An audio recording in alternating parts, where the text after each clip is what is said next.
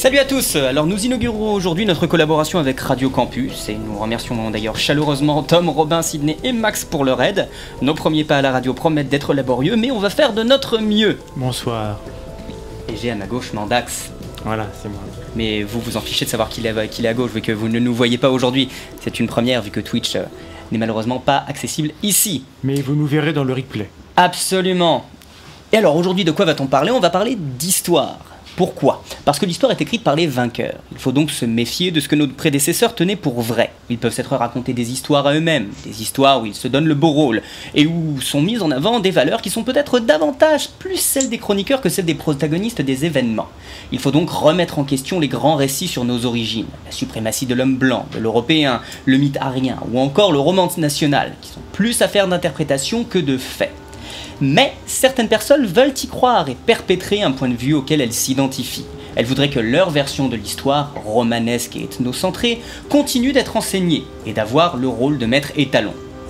A l'inverse, il existe des courants de pensée selon lesquels tous les consensus actuels sont faux. Tout est mensonge, tout est complot, tout est secret. Et tout doit être dénoncé, déconstruit. Les premiers pas de l'homme sur la Lune, la mort de Kennedy, les chambres à gaz, les attentats terroristes sont insignés ou travestis à travers des théories pseudo-historiques qui font la part belle aux sociétés secrètes, aux extraterrestres et à des plans machiavéliques orchestrés par des génies du mal. Gnark, gnark. Car si les récentistes ont raison, par exemple, alors une organisation secrète, probablement liée à l'église catholique, a inventé le Moyen-Âge de toutes pièces. 8 siècles ont été injectés dans la chronologie de l'Europe et du monde sans que personne ne s'en soit aperçu. Il y a des gens pour croire cela, pour y trouver de la cohérence, pour y voir une meilleure explication à l'état du monde que celle donnée par le consensus des savants. Et ce soir, nous allons évoquer certaines de ces théories, avec l'histoire de France telle qu'on la racontait à l'école il y a encore quelques années, pour révéler aux élèves leurs origines gauloises.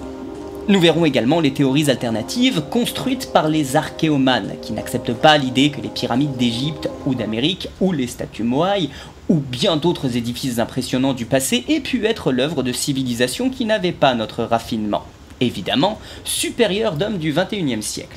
Enfin, nous évoquerons l'histoire plus récente, toujours un peu plus délicate à regarder en face, sujette à controverse et à influence. Et nous nous demanderons comment fonctionne l'histoire, qui est une discipline scientifique, et qui, à ce titre, doit produire des modèles explicatifs du passé. Pour quelles raisons devons-nous, ou devrions-nous, ne pas faire confiance aux historiens d'aujourd'hui ? Et pour en parler, nous recevons Dari Beliakov, enseignant en histoire, diplômé en histoire et archéologie, chroniqueur et locataire de la chaîne YouTube Temps Mort. Bonsoir Dari. Bonsoir à vous et bonsoir à tous les auditeurs qui nous ont rejoints sur Radio Campus Nancy. Radio Campus Lorraine, oui. Absolument. Radio Campus Lorraine, autant pour moi. Ah, on a déjà des fans qui écrivent sur le chat les théories du complot cœur. Voilà. Ils savent déjà de quoi on va parler. Ça va bien se lancer cette histoire. Non mais on va pas parler que de théorie du complot, on va parler de manière générale. Il n'y a pas forcément un complot dans toutes les théories parallèles à l'histoire, n'est-ce pas? C'est ça. Ah non, ça peut être de simples incompréhensions qui sont énoncées par d'éminents chercheurs et qui deviennent la norme, c'est tout. Par d'éminents chercheurs. Alors je vais juste prendre la parole pour dire que justement, je vais très très légèrement abandonner la parole et j'invite tous les auditeurs qui n'y sont pas à se rendre sur le chat de Radio Campus Lorraine à www.radiocampus-lorraine.com/TCHAT parce que j'y suis actuellement en direct en train de vous répondre, de répondre aux questions et à tous les messages qu'on pourrait nous envoyer. Et c'est surtout Mandax qui va animer la soirée de ce soir. Oui, donc ce soir c'est une première, c'est la première fois qu'on est dans les locaux de Radio Campus. Alors on n'est pas encore totalement au point, techniquement on s'installe, on prend nos marques, alors on est accueilli très chaleureusement, mais bon, techniquement il y a des limites pour les vidéos, donc il n'y aura pas de vidéo ce soir, on va enregistrer les vidéos pour que vous ayez tout dans la chaîne de la Tranchambier très, très vite, mais ce soir ce sera uniquement de la radio, et la radio c'est bien aussi, hein. Donc Dari, donc, tu as prévu ce dont tu allais nous parler, donc je te laisse la parole. De quoi est-ce que tu veux nous parler au début? Je pense que tu voulais parler de tout ce qui était le problème des sources et de l'origine des peuples. Alors justement, attendez, on a déjà une question très très intéressante et je pense que ce sera très très bien d'en parler, enfin que vous en parliez ici plutôt que moi j'y réponds dans le live. En quoi l'histoire est une discipline scientifique? Est-ce que tu veux commencer par ça ou est-ce qu'on garde ça pour la fin? C'est une bonne question. C'est vrai on avait prévu d'en parler un peu plus pour la fin, mais si la question arrive tout de suite, on peut commencer par ça, il n'y a aucun souci. Je pense que ce serait un bon point de départ. Comme introduction, c'est pas mal. Donc, pourquoi est-ce que l'histoire, c'est une science ? Eh bien, l'histoire, c'est une science... Alors, il y a une grosse différence et une grosse guerre entre les sciences dures, telles la chimie, la physique et les maths, et les sciences dites molles, qu'on appelle plus communément les sciences humaines. S'il te plaît, oui, humaines. Voilà. Les sciences humaines et les sciences inhumaines, c'est très connu. C'est un petit peu ça, mais toutes les sciences humaines tendent à devenir de plus en plus des vraies sciences, dans le sens où on va établir des théories comme peuvent le faire des physiciens.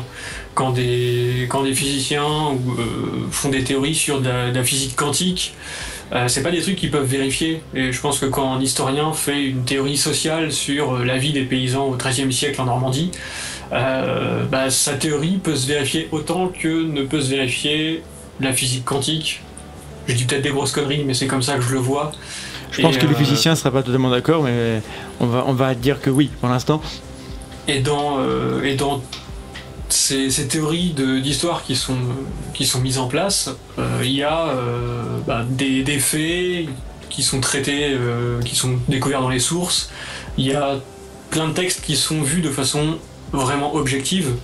Et c'est le problème des sources, hein. C'est toujours, on tombe sur un texte historique ou une source quelle qu'elle soit, toujours se demander qui l'a écrite, pourquoi ça a été écrit, à quelle époque, quel lien l'auteur avait avec le contexte, et à partir de là on sait si la source est viable ou pas.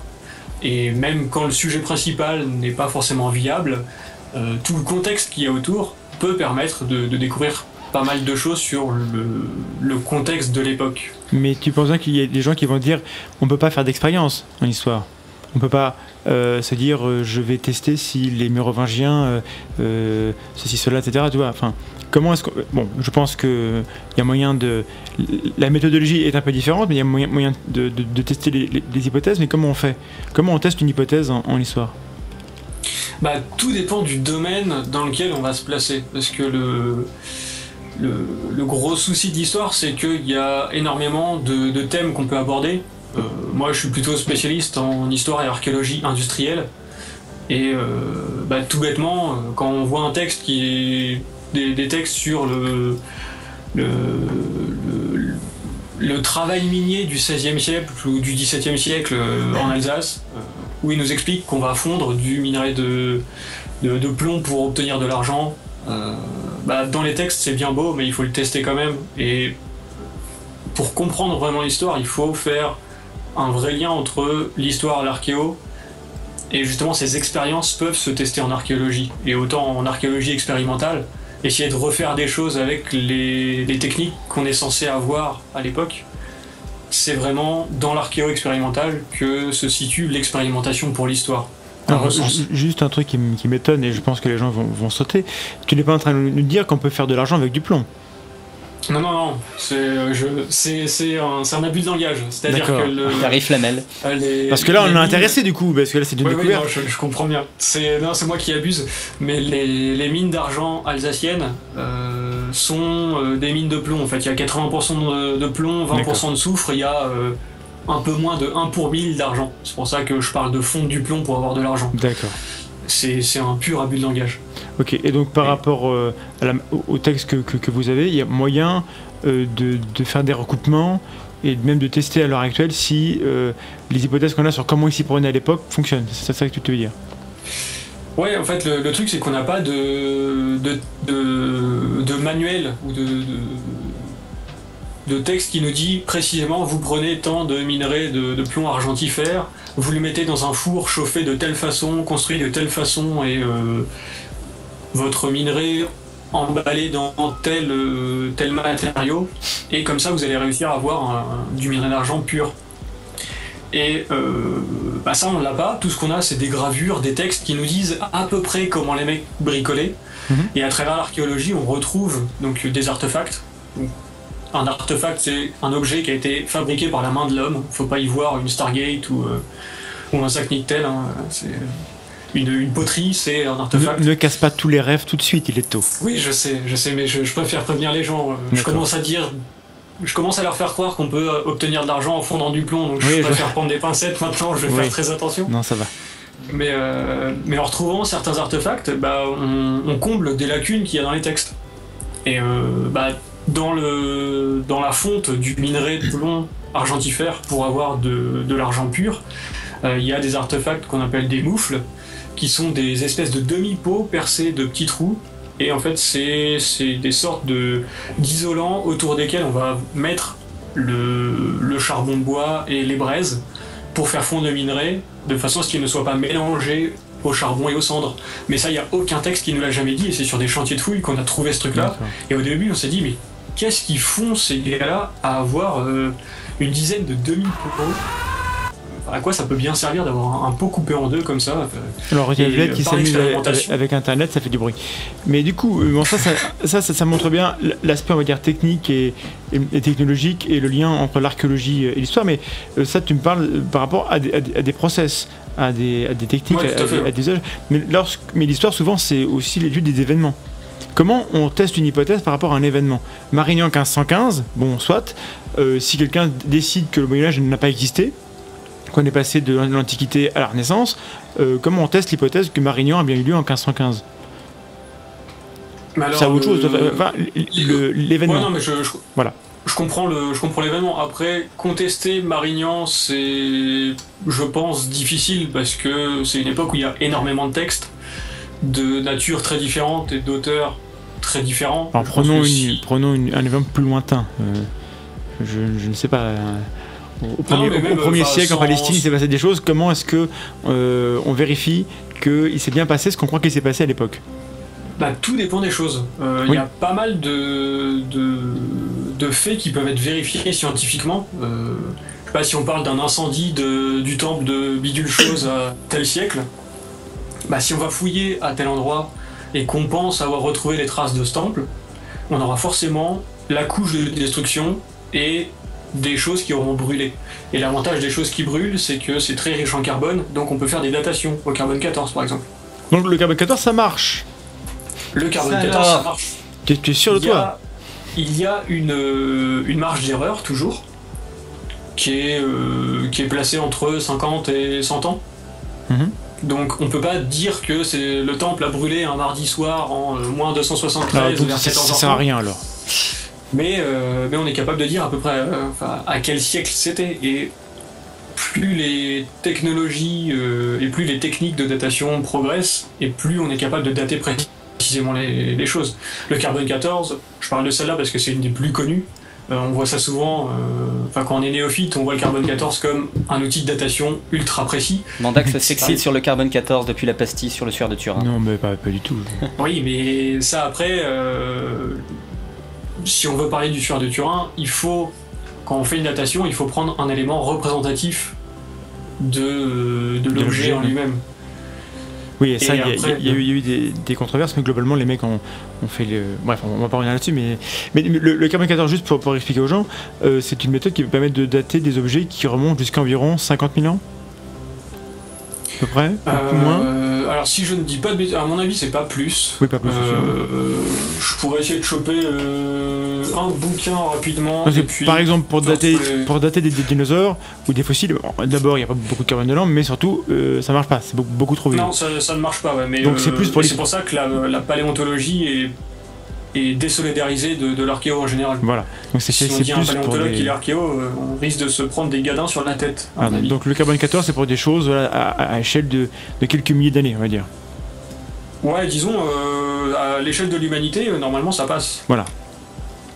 Dans le sens où l'humanité a atteint son stade d'évolution terminale. Si attention à ce terme. Oui, je sais. Hein. Je vais me faire frapper, mais c'est pas grave, j'ai l'habitude. Nous ne sommes pas à un stade terminal de quoi. Enfin, nous sommes à l'extrémité actuelle du buisson de l'évolution. Je me tourne vers Vlad. Est-ce qu'il y a d'autres questions sur l'aspect scientifique de l'histoire ou pas? Ça a parlé de la cliodynamique. Un petit peu. La cliodynamique. Oui. Ah, je ne connais pas. C'est la psychohistoire en gros. La psychohistoire. La science ceux qui connaissent Isaac Asimov. C'est le fait de pouvoir prédire les grands événements historiques. Ça. Et en fait, justement, le bruit qui s'est activé tout à l'heure, c'est que je voulais envoyer sur le chat la vidéo dans laquelle Léo de Dirty Biology en a parlé avec Dave de l'histoire brève, malheureusement, je n'ai pas pu envoyer de lien dans le chat. Bon, bah, on vous en reparlera C'est ça triste. dans les liens plus tard. Tu as des lumières là-dessus sur la futurologie, sur la Cliodynamique. et la cliodynamique. Mais la futurologie, ça existe. Hein. J'avoue que ça paraît très obscur pour moi, personnellement. D'accord, bon. Dire que les événements du passé ne peuvent pas avoir de lien avec notre futur, je pense pas que ce soit forcément vrai. Mais de là à dire qu'en connaissant parfaitement notre passé, on peut savoir ce qui va nous arriver. Et c'est comme ça que je le comprends. Alors après, je ne connais pas du tout la cliodynamique, mais quand vous m'en parlez, c'est comme ça que je l'interprète. Ça me fait beaucoup penser à la psychohistoire qu'il y a dans Fondation de Isaac Asimov. C'est ce que je disais. Et je trouve ça un petit peu fantasmant. Je pense que la théorie du chaos s'oppose un peu à ce genre de rêve. Mais bon. Je ne pense rien du tout, je ne suis pas savant dans le domaine. Enfin, je pense qu'on a fait le tour sur le fait que l'histoire est une science parce qu'elle a une méthode. Elle a une méthode qui est de poser une hypothèse et de donner les moyens de réfuter l'hypothèse ou de la vérifier. En gros, c'est ça. Ouais, tout à fait. Évidemment, comme toutes les sciences, elle a ses particularités, elle a ses outils spéciaux, etc. Donc c'est pas la même chose de faire de l'histoire que de faire de la chimie. N'empêche que c'est la même démarche intellectuelle de poser une hypothèse par rapport à des faits qu'on observe et d'essayer de démolir l'hypothèse, et puis si elle tient la route, bah, c'est qu'elle tient la route, quoi. Et donc on la conserve par la suite. D'où le fait que si on fait confiance à la démarche scientifique, on doit faire confiance à l'histoire. Pour résumer un peu cette partie. Oui. Voilà, je pense oui. Bah, si on fait confiance aux scientifiques, oui, il n'y a aucune raison de ne pas faire confiance à l'histoire. Donc voilà. Donc c'était pour cette introduction sur l'aspect scientifique de l'histoire. Et puis on vous mettra des liens éventuellement sur des articles qui parlent de cette question dans la vidéo.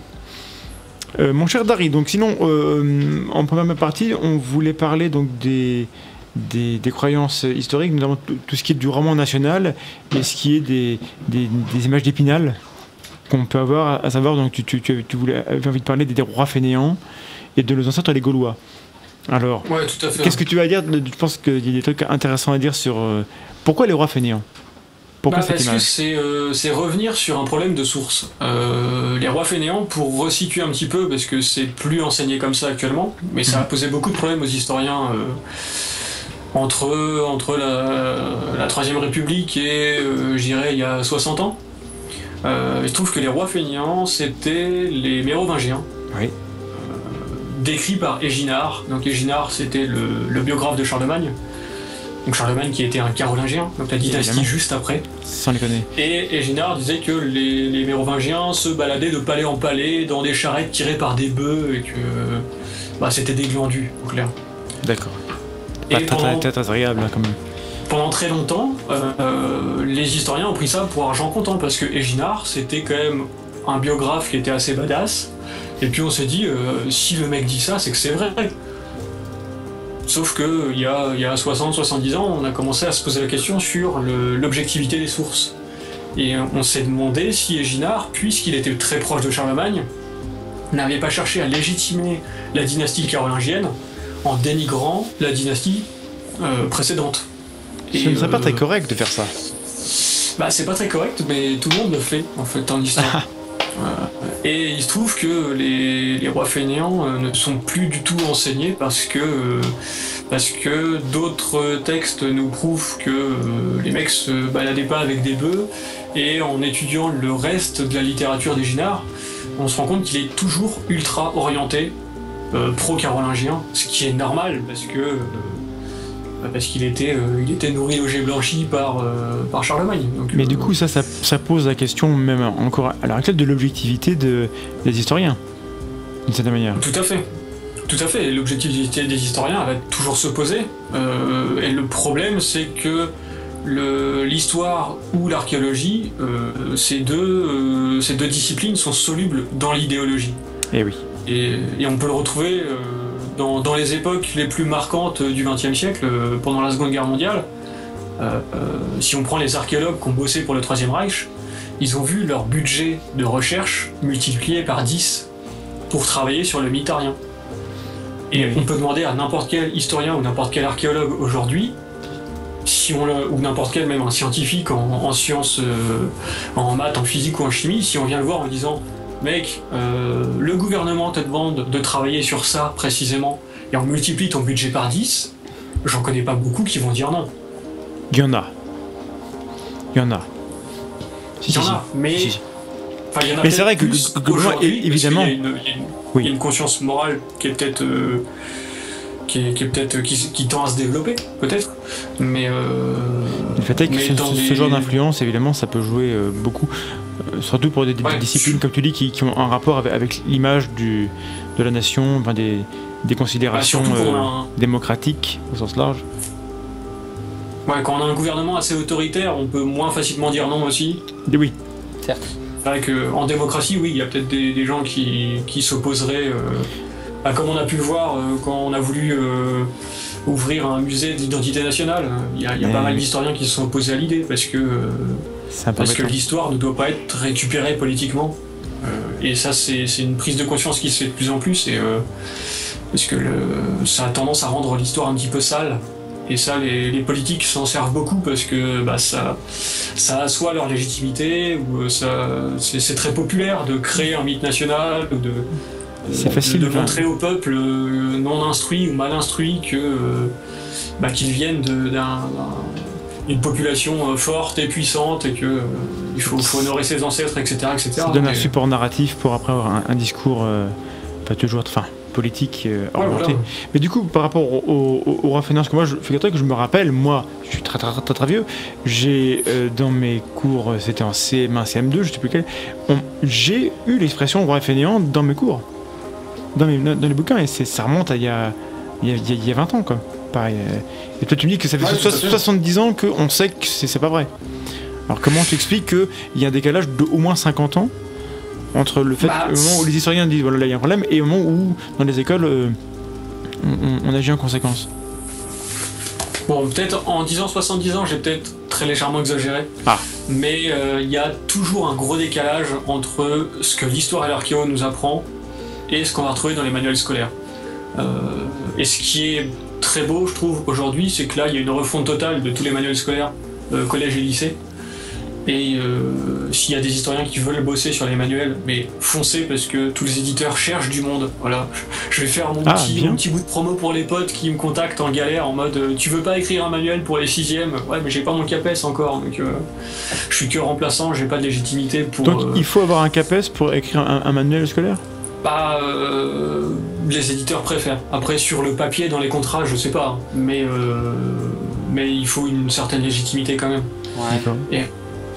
Non, mais c'est intéressant qu'on ne nous demande pas quand on va faire juste des remplacements, d'ailleurs. Hein. Oui, ce qui est assez drôle. J'ai vaguement conscience de ça, figure-toi, parce que bon, voilà. Et comment dirais-je? Mais du coup, oui. Il y a un gros décalage entre les recherches historiques et puis la publication dans les manuels. Et un prof de primaire ou de collège ou de lycée, il n'a pas forcément le nez dans la recherche tout le temps. Non. Il n'est pas forcément à jour, voilà. Ouais, il n'est pas forcément à jour parce que mine de rien, le programme scolaire de la 6e à la terminale, c'est la démocratie grecque jusqu'à hier, et on peut pas être à jour sur tout le programme. Ça demande un travail monstrueux. Déjà, tu demandes à Vlad qui s'est passé hier, il sait pas déjà. Donc, Est-ce que le gros souci aussi, c'est que les personnes qui construisent le programme ne sont, elles non plus, pas au courant des dernières avancées et ne sont pas à jour forcément, et du coup le programme est lui-même un petit peu périmé au moment même où il est enseigné. Et là il y a quelqu'un dans le chat justement qui dit que les rois fainéants, elle les a eu dans ses cours de 6e et qu'elle a 20 ans. Et voilà, donc ça remonte pas si loin que ça. C'est ça.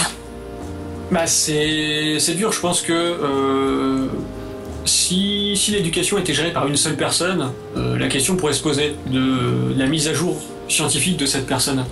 Mais comme c'est dispatché au sein d'un ministère, au sein de chercheurs, au sein de profs, il y a forcément des enseignants qui sont passionnés de telle ou telle période et qui vont être ultra à jour dessus. Et quand ils vont voir une bourde dans un manuel, limite ils vont brûler la page et puis ils s'en foutent parce qu'ils connaissent ce sujet. Et il y en a d'autres, c'est pas du tout leur domaine, ou alors ils s'en foutent, parce qu'il y en a, c'est pas la majorité, mais des profs qu'on n'a rien à foutre d'être à jour sur le programme ou pas, d'être à jour sur la recherche, puisqu'ils ont le manuel qu'on leur a dit d'utiliser, ça existe aussi.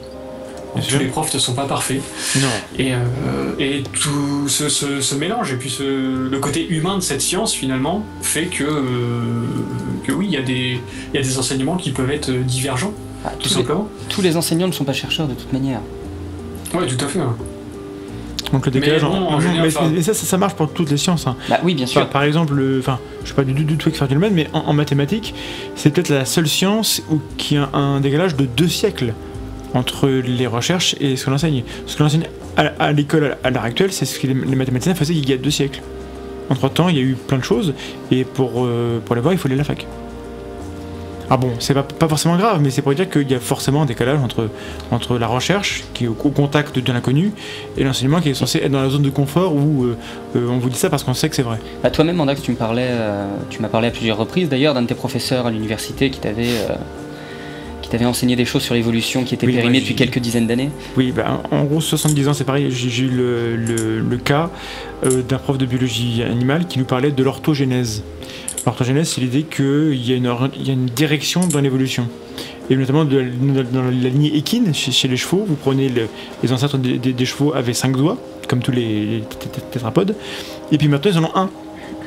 Et lorsqu'on regarde dans les lignées évolutives, on voit que le nombre de doigts diminue d'espèce en espèce, et donc on a l'idée qu'il y aurait une direction. Sauf qu'en fait, quand on regarde l'ensemble de la famille des équidés, il n'y a pas de réduction. Il y a une réduction uniquement dans les 2-3 lignées qui ont survécu, parce que c'est une famille qui est moribonde et qu'il n'y a plus que 3 espèces, alors que dans le buisson général, il n'y a pas de direction vers cette réduction. Et donc c'est une notion qui est périmée depuis très longtemps, et moi je l'ai eu en cours, quoi. Et j'ai même eu l'oral, cette question-là. Donc en histoire, j'imagine que c'est le même problème, quoi. Il doit y avoir le même souci. Après, là tu nous parles d'un prof de fac. Oui.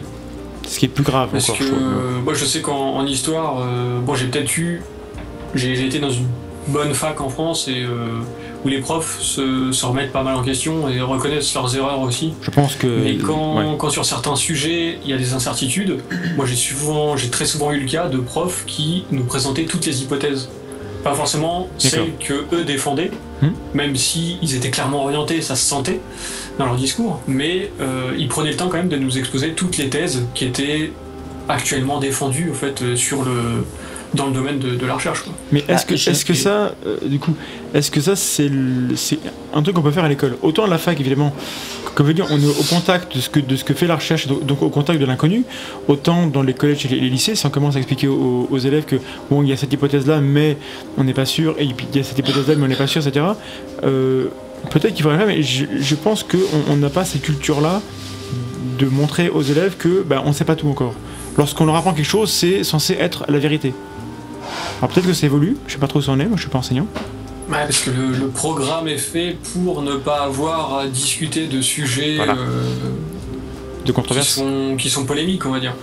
Mais je pense que ça serait pas délirant d'avoir cette honnêteté intellectuelle de dire aux élèves, on vous apprend ça parce que actuellement c'est ce qu'on pense, mais il y a toujours des recherches en cours et peut-être que dans 10 ans ça sera plus à jour. Le souci c'est que le rapport professeur-élève n'est pas du tout le même en collège et lycée et en université. En université on a un rapport beaucoup plus proche, il y a un rapport de domination qui est beaucoup moins important. Oui, et du coup le fait d'admettre la faiblesse de ce qu'enseigne le professeur est bien plus facile dans le domaine de la fac. Mais ça, faiblesse, est-ce que c'est une faiblesse de reconnaître qu'on n'a pas une connaissance absolue des événements ou des phénomènes? Absolument pas sur le point scientifique ou pédagogique, mais sur le plan de l'autorité du personnage, oui, c'est une faiblesse. Et voilà, mais est-ce qu'il faut valoriser l'autorité du personnage? Enfin, c'est des questions. En collège et lycée, le problème c'est que c'est comme ça qu'on nous demande de faire. Ensuite, notre opinion, je pense que vu ce qu'on fait dans la tronche en biais, tout le monde s'en doute. Parce que par exemple, il y a en termes de sciences en général, il y a, je sais plus qui disait, je crois que c'est Lawrence Krauss, il disait que il y a des gens qui n'aiment pas la science parce qu'ils lui reprochent de changer tout le temps. Et le fait est que la science, oui, ça change tout le temps.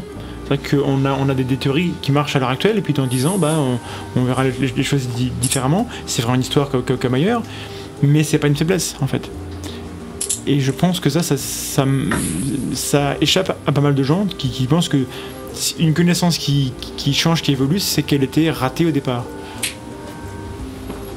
actuellement. Après, au niveau de l'enseignement au collège et lycée, je trouve j'ai des visions un peu différentes de ce que doit être l'enseignement aussi. Pour moi, le collège, c'est en termes en histoire. Pour moi, le collège, c'est vraiment réussir à rendre les élèves curieux de l'histoire. C'est pas leur bourrer de crâne à faire de la mémorisation stupide. Ah bon? Non mais truc tout con. Quoi? Faut pas apprendre des dates par cœur? Marignan 1515. Non mais regarde, truc tout con. Mandax, tout à l'heure, t'as parlé de Marignan. Oui. T'es capable de me dire Marignan 1515, mais est-ce que t'es capable de me dire qui s'est battu et pourquoi? J'ai vu passer un article il y a quelques jours qui en parlait, et j'ai mis de côté, puis je l'ai pas lu. Mais et je sais que typiquement, je ne sais pas du tout ce qui s'est passé dans. Je sais que c'est un rapport avec François Ier, je crois.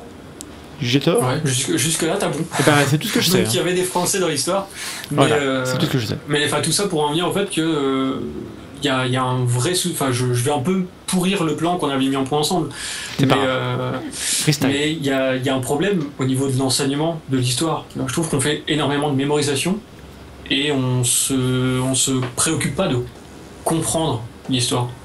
Et pour moi, apprendre des dates par cœur, des biographies par cœur ou des endroits par cœur, voilà, tu es capable de dessiner le plan par cœur de l'Acropole, c'est bien, mais ça ne va pas te servir à grand chose dans ta vie finalement. Alors que si tu comprends un peu mieux la mythologie grecque, le culte grec, pourquoi est-ce qu'il y avait tel type de cérémonie, de sacrifice ou des choses comme ça, bah pour moi c'est beaucoup plus important de comprendre ça parce qu'on a la vie quotidienne des gens qui vivaient à l'époque, plutôt que de connaître des plans par cœur ou des dates ou la biographie de Thémistocle. Enfin, moi c'est important quand tu es chercheur ou quand tu dois enseigner des trucs aux gens, de connaître ce genre de trucs, mais quand t'es là pour être élevé à la curiosité et élevé à la compréhension du monde qui t'entoure, franchement, à partir de quel âge Thémistocle s'est pris sa première cuite Alors, tu n'imagines pas à quel point le musicologue enseignant en harmonie analyse en moi approuve ce que tu dis là. On va nous informer qu'il y a des problèmes sur le chat, excusez-nous, apparemment il est difficile d'accès, vous êtes nombreux à vous connecter sans doute, alors c'est très très bien, merci à vous d'être là. Essayez de vous connecter encore à nouveau s'il y a des questions et on essaiera de vous répondre. Comme en toute chose, en cas d'échec, persévérer. Voilà. Sinon, si je peux aider, je suis aussi sur Twitch, même s'il n'y a pas la vidéo, je peux voir quelques questions pour les gens qui n'arriveraient vraiment pas. Par contre, nous on n'a pas du tout accès à Twitch parce que on est sur le Crous et qui bloque certains sites, donc du coup on n'a pas du tout accès à ça. Donc, malheureusement, nous on peut pas vous répondre sur le Twitch. Juste alors, donc là on parle d'enseignement, ce qui n'était pas prévu à la base. Je pense qu'on pourra y revenir, mais justement dans l'enseignement, il y avait cette idée que nos ancêtres étaient des Gaulois. Mais ça c'est un grand mythe national. Voilà, alors explique-nous un peu pourquoi c'est vrai et pas vrai ou totalement faux, ou je t'écoute. Alors il y a vraiment plusieurs explications. Il y a d'une part le mythe national post-révolutionnaire.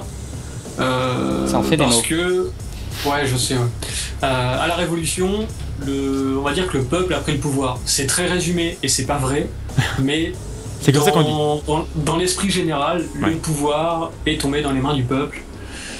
Et pour qu'un peuple soit uni face à un adversaire ou juste un peuple uni face à rien, face à l'adversité générale de la vie commune, il faut lui fournir une histoire correcte. Le problème, c'est que jusque-là, l'histoire officielle de l'origine de l'humanité, on va dire, dans le royaume de France, c'était que les nobles descendaient des Francs, qui eux-mêmes descendaient des Troyens.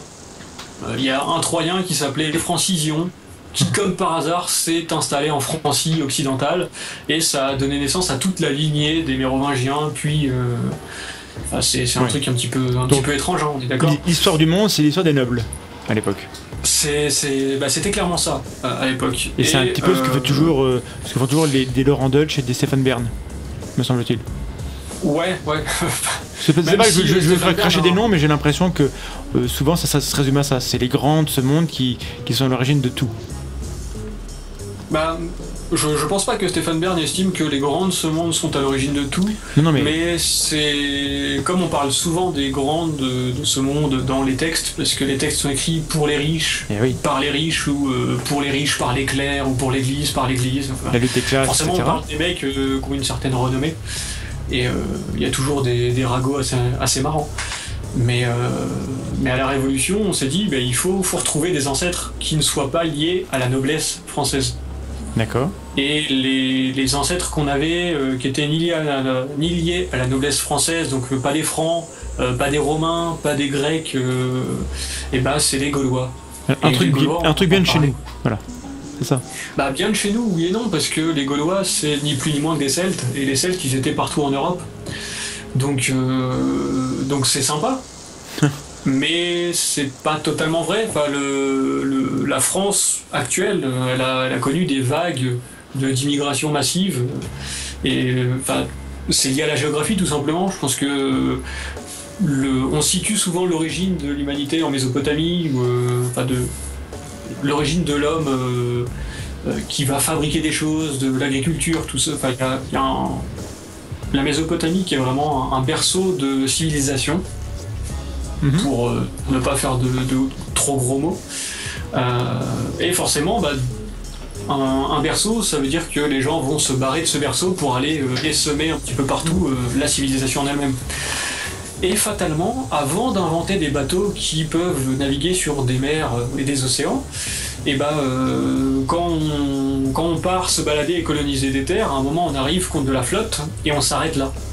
Ce qui fait que la France, comme elle est un petit peu à moitié littoral, bah forcément les mecs butent contre le littoral et puis ils s'installent. Et c'est pour ça qu'on a eu des vagues successives d'installations humaines. Mais les Celtes, ils n'ont pas été là depuis le début. Il y avait des gars avant eux. Le problème, c'est que les gars avant eux, on les connaît pas. Oui. Parce que les Celtes, enfin, si on reprend les Gaulois pour nos ancêtres les Gaulois, c'est des mecs qui nous ont laissé des écrits qui se résument à 3 tablettes gravées sur du plomb qu'on est incapable de traduire. On ne sait pas du tout ce que ça raconte. Ah, ok. On sait juste que c'est Celtes, enfin que c'est Gaulois. Et sinon, les Gaulois, on les connaît parce que Jules César leur a défoncé la mouille milieu du 1er siècle avant Jésus-Christ. Oui, et puis il a écrit qui raconte la guerre des Gaules. Combien ils étaient féroces, de grands ennemis, etc., pour se faire mousser lui-même. Ouais, tout à fait, ouais. Bah, en même temps, quand tu arrives à vaincre une population entière, si tu dis, ouais, vas-y, les mecs ils s'habillaient avec des peaux de bêtes et puis on leur soufflait dessus, ils tombaient, ça diminue vachement ton prestige quand tu veux t'instaurer comme le taulier d'un empire après. C'est ça. Donc, je dis pas que les Gaulois c'était pas des guerriers sérieux, parce que ça serait mentir à leur sujet. Après, encore une fois, c'est problème des sources. C'est question de l'objectivité de la source. Voilà. Et c'est ce qu'on disait, l'histoire a été écrite par les vainqueurs. Évidemment, le récit que Jules César a fait est typiquement celui qu'on pouvait attendre d'un vainqueur, de celui qui est venu vaincre les Gaulois. Mais à côté de ça, on peut trouver des éléments dans la guerre des Gaules qui sont véridiques et vérifiés à travers l'archéo. Mais le truc, c'est que les Gaulois, bah, ils sont nommés dans la guerre des Gaules. Jules César explique que eux-mêmes entre eux se donnent des noms différents. Oui. Ils nomment les tribus, etc. Mais on n'a jamais un seul texte qui nous parle de ce qu'il y avait avant. D'accord. Et donc même nous, à l'heure actuelle, on ignore ça. Bah ouais, on sait qu'il y avait les hommes du néolithique, mais si on veut faire un bouquin ou un mythe national sur nos ancêtres, les hommes du néolithique, certes, ça pue un peu. Enfin, c'est pas glamour. Alors que nos ancêtres les Gaulois, eh ben, il y a une affiliation à un peuple qui a vraiment existé, un peuple en plus qui s'est bien défendu contre l'envahisseur, un peuple qui a bien bataillé. Enfin, il y a toute une imagerie populaire qui peut se créer autour parce que ce peuple a un nom. Il y a une dimension mimétique aussi. Il fallait que l'idée soit facilement ingérable par les gens, que les gens puissent se l'approprier. Et donc un mot simple, un concept simple comme ça marchait correctement. Ouais, clairement, il y a une imagerie qui se forme autour du Gaulois et on s'identifie beaucoup plus facilement à l'image du Gaulois. Mais le fait que ce soit notre plus lointain ancêtre territorial, le plus ancien locataire de la terre sur laquelle on vit actuellement, qui porte un vrai nom, fait que c'est le seul plus lointain auquel on peut s'identifier vraiment. C'est notre étendard parce que, à défaut de mieux, quoi. À défaut de plus vrai. C'est le moins c'est un petit peu ça, mais on se pose toujours un peu la question de l'origine de l'homme. Et c'est pas une question qui est mauvaise, mais à partir du moment où on n'a plus de texte pour étayer tout ça, pour des scientifiques, c'est vachement cool de découvrir des mâchoires humaines qui ont 500 000 ans, mais pour le citoyen lambda qui n'a pas des connaissances super avancées en histoire ou en archéo, Mais qui se pose pas ces questions-là. Une mâchoire d'un homme avec un nom latin qui est imbitable. On va rester sur le gaulois parce que le gaulois c'est simple, c'est bien ancré dans la culture populaire. On a Astérix, on a tout un schéma national qui s'est créé là-dessus et on va rester bloqué là-dessus. D'accord, donc c'est intéressant là, de comprendre pourquoi ces mots-là sont restés. C'est parce que c'était facile d'intégrer ces concepts-là, et du coup c'est assez darwinien, j'aime bien ces notions-là, le fait que voilà, si on parle de nos ancêtres des Gaulois, c'est parce que c'est le concept qui était le plus simple et qui avait le plus de chances d'être transmis de génération en génération, et c'est pour ça qu'il est devenu un élément central de cette histoire qu'on se racontait. Et je vais juste un petit mot à propos du chat. Apparemment, les gens qui veulent se connecter, ça marche mieux avec Chrome qu'avec les autres navigateurs. Oui, il semblerait. Donc essayez avec Chrome. Je propose qu'on passe à la deuxième partie du programme, sauf si tu veux conclure ou revenir sur ce qu'on vient de dire, Dari. On peut totalement partir sur la suite, hein. Il n'y a aucune... Parce que l'heure avance un peu, donc la suite c'était pour parler, donc on vous a parlé un peu de l'histoire telle elle était enseignée, telle qu'on la pratique, etc. Et puis de comment dans le passé on a eu des choses un petit peu où on s'est arrangé avec les faits pour raconter des histoires. Et encore à l'heure actuelle, on a pas mal de choses, des gens qu'on appelle des archéomanes. C'est-à-dire c'est pas des archéologues, c'est des gens qui sont passionnés par l'archéologie et qui se racontent un peu des histoires à l'heure actuelle. Et donc on a beaucoup de documentaires, et Dari pourra nous en parler parce que je pense qu'il a des choses prévues là-dessus, des bouquins et plein de choses, de gens qui sont pas dans le métier, ou plus ou moins dans le métier, mais pas vraiment dans le courant mainstream de ces disciplines, et qui ont des théories à eux sur les pyramides, sur l'Atlantide, sur pas mal de choses. Donc on va parler un peu de ça. Donc si vous avez des questions par rapport à ça, lâchez-vous dans le chat, et je vais demander à Dari de nous parler un peu de tout ce qui se raconte sur les pyramides par exemple. Déjà, avant de partir sur le sujet des pyramides, juste revenir sur ce que tu as dit au niveau des gens qui étaient passionnés d'archéologie, mais sans forcément être de grands chercheurs. Je sais plus comment exactement tu as balancé la phrase. J'ai dit les archéomanes. Mais on peut être totalement passionné en archéologie sans être pour autant archéomane. Et rigoureux, oui c'est vrai. Ouais, tout à fait. Ouais. On le voit sur tous les chantiers d'archéologie programmée, c'est rempli de bénévoles qui viennent parce qu'ils aiment ça. Et ils utilisent les méthodes, justement des méthodes scientifiques d'archéologie, de relever, et c'est pas parce qu'ils vont voir une pierre bizarre qu'ils vont se dire que ça a été forgé par des extraterrestres il y a 5000 ans. Tout ça parce que ça a une forme bizarre. Des fois, la chance ou le hasard fait qu'il y a des pierres qui ont des formes bizarres. Et, on a une question dans le chat que je laisse à ton expertise. Est-ce qu'en histoire, le mot théorie a le même sens que dans les autres sciences ? C'est une bonne question. J'ai envie de répondre oui. Je dirais pareil. C'est ce que je répondrais aussi. Voilà, on a un consensus. Et le fait est que lorsqu'on parle par exemple de théorie des anciens astronautes, en fait c'est pas vraiment une théorie. Non. C'est une hypothèse. C'est une hypothèse et elle est pas vérifiée. On parle de théorie lorsque c'est quelque chose qui au moins passe un certain cap dans le process. Je me pose une question, est-ce que le terme est le même en anglais ? Parce qu'on voit l'exemple avec la théorie des genres qui est une très très mauvaise traduction des gender studies. Qui sont donc les études de genre, et ça c'est bien plus accurate. Le problème de l'anglais, c'est que le mot théorie en anglais est plus couramment utilisé qu'en français. Il y a cette idée d'hypothèse, de choses pas du tout avérées. En français, le mot théorie est utilisé comme ça, mais moins souvent qu'en anglais. Du coup, il y a plus de mauvaise utilisation en anglais, je pense, du terme. Mais du coup, ça répond pas à ma question. Est-ce que la théorie des anciens astronautes a le même nom en anglais ? Oui, je crois. Perso, j'en sais absolument rien. Mais le souci avec l'anglais, c'est qu'il y a eu des courants de pensée un peu divergents en histoire et en archéo chez les anglo-saxons.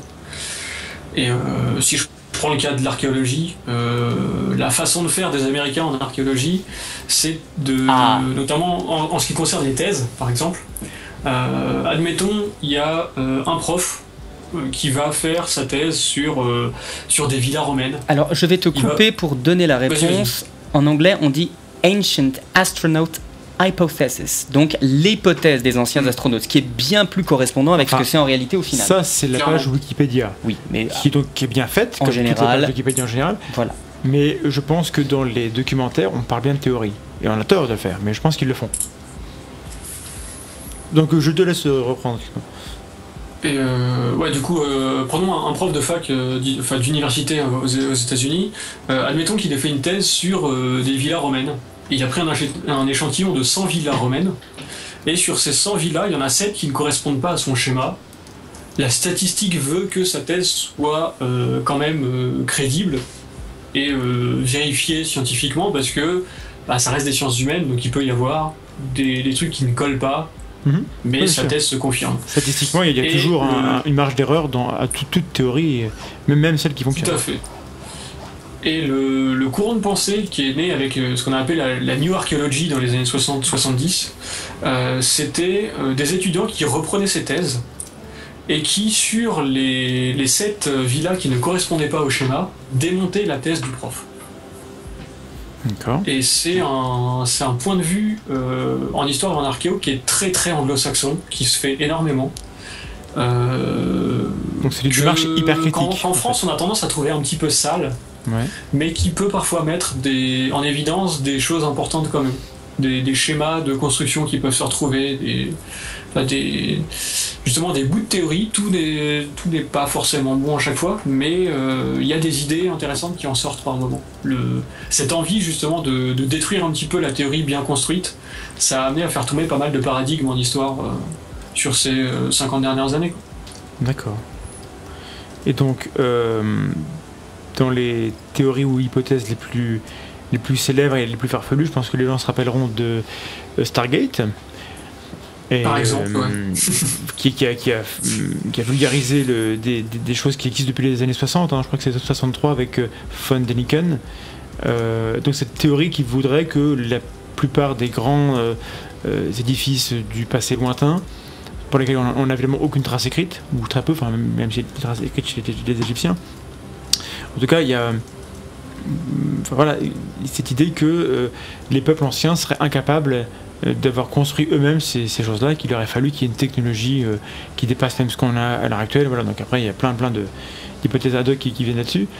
Et donc c'est ce qu'on appelle l'hypothèse des anciens astronautes, qui voudrait qu'il y aurait un peuple différent du peuple humain, donc extraterrestre éventuellement. Voilà, donc est-ce que là-dessus tu peux nous résumer un peu ce qui se dit et éventuellement nous dire s'il y a des choses nouvelles ces dernières années à ce sujet-là qui sont publiées ou qui se disent? Il semblerait que sur certains sites on retrouve Ancient Astronaut Theory, sauf que ce sont des sites conspirationnistes. C'est ça.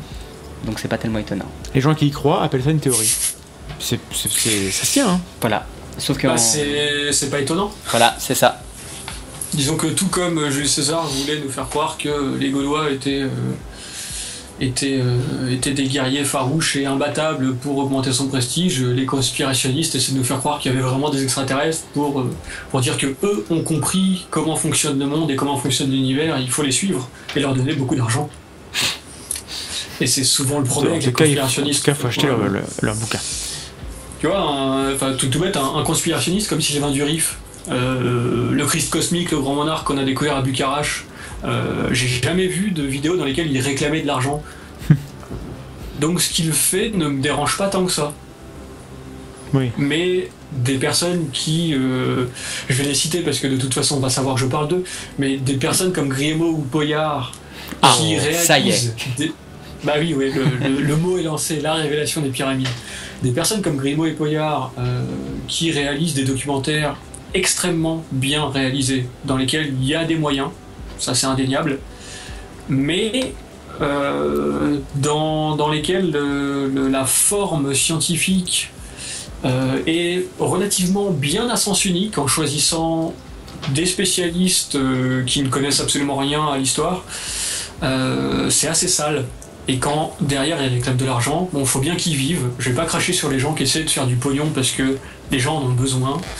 Après, quand c'est des personnes qui réclament de l'argent et qui ont été affiliées à des associations qu'on a qualifiées comme sectes en France, ça a tendance à m'énerver un petit peu plus.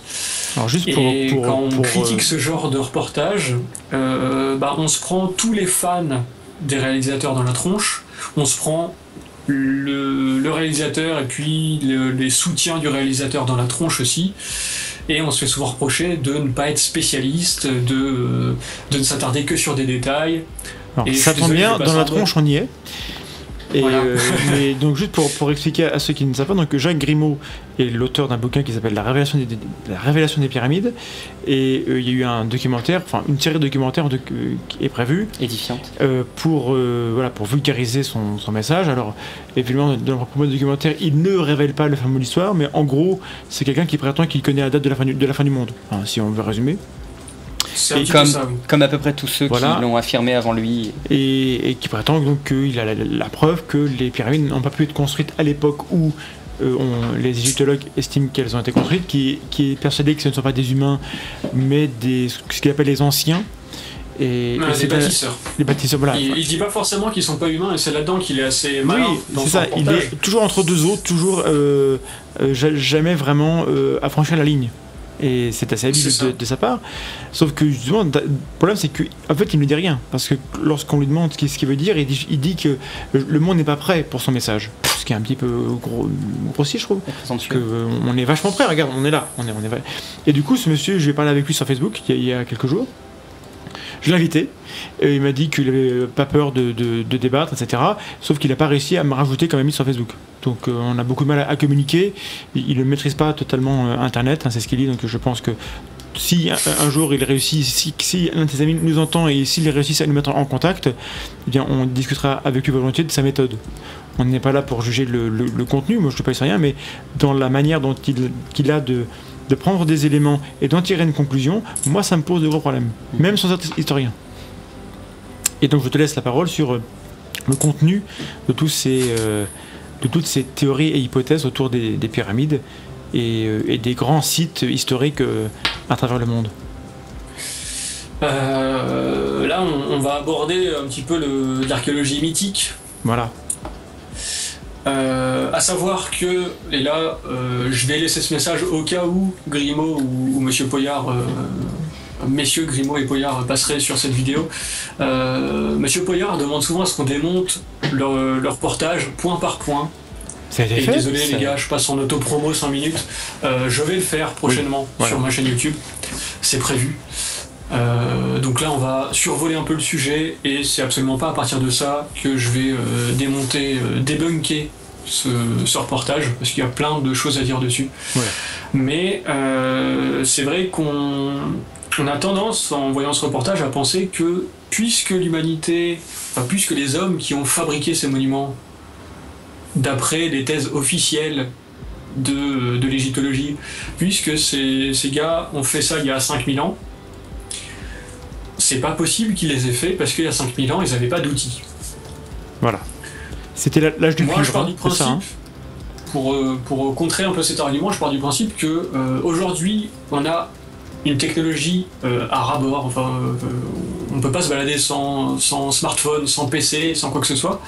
Mais tu me demandes de planter du blé et de le moissonner à la bonne période, je crois que je suis incapable de le faire. Tu me demandes de repérer des constellations comme ça, j'ai pas été élevé avec. Et je pense que quand une population n'a comme loisir que l'observation des étoiles, l'observation des astres en général, l'art manuel, tout ce qui est manuel, parce que finalement t'as peut-être des jeux de société mais t'as pas grand chose d'autre à foutre de ta vie que traîner sur Facebook pendant 12 heures par jour. Forcément tu vas développer une intelligence manuelle et puis d'observation, je dirais. C'est peut-être moche comme terme, hein. Vous avez peut-être des meilleurs termes que moi. Non mais on t'écoute,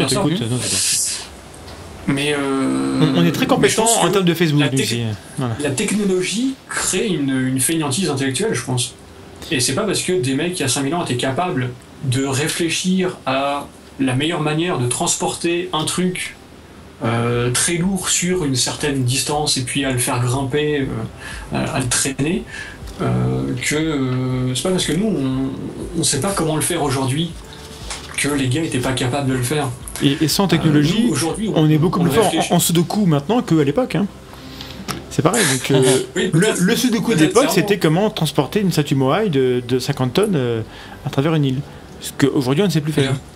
Parce qu'on n'a pas pris le temps d'essayer.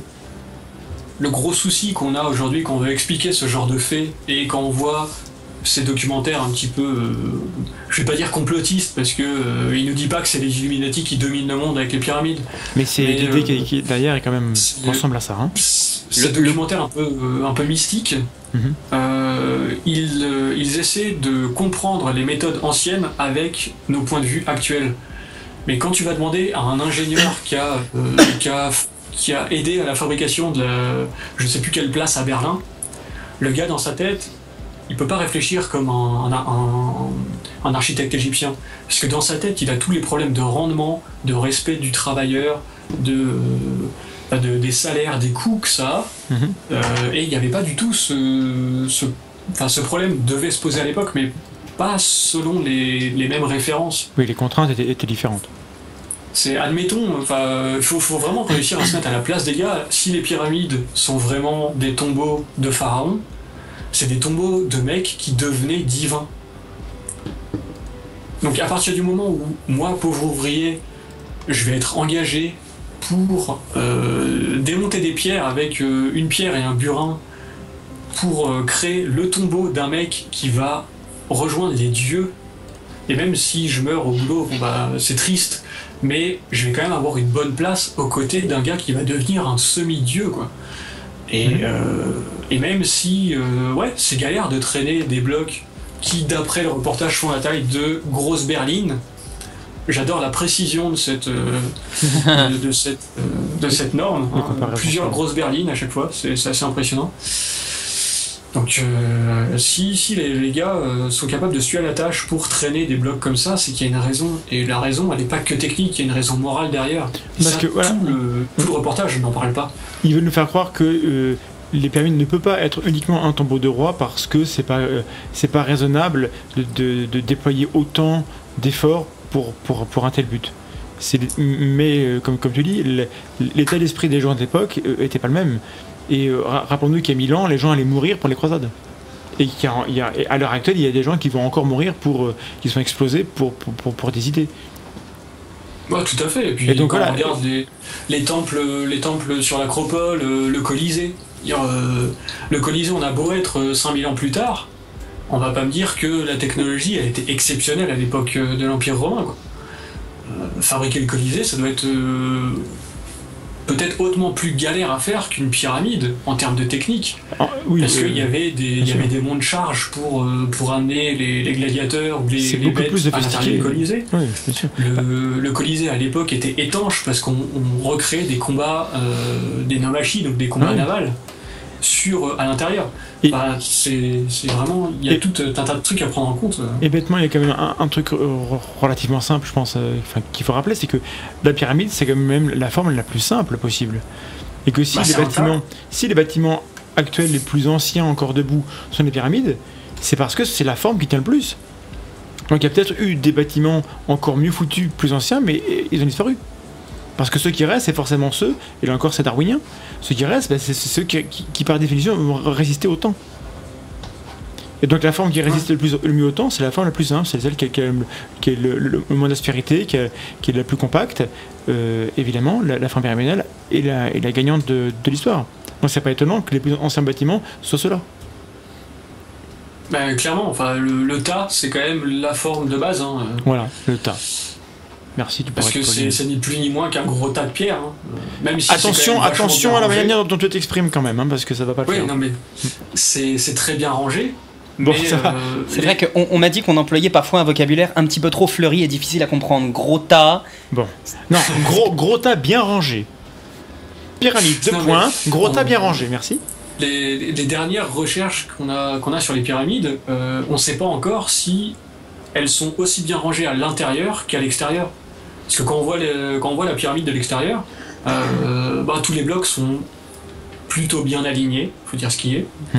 Mais on n'a aucune certitude sur le fait que l'intérieur de la pyramide, ça soit pas des déblais, empilés, balancés n'importe comment. Bien sûr.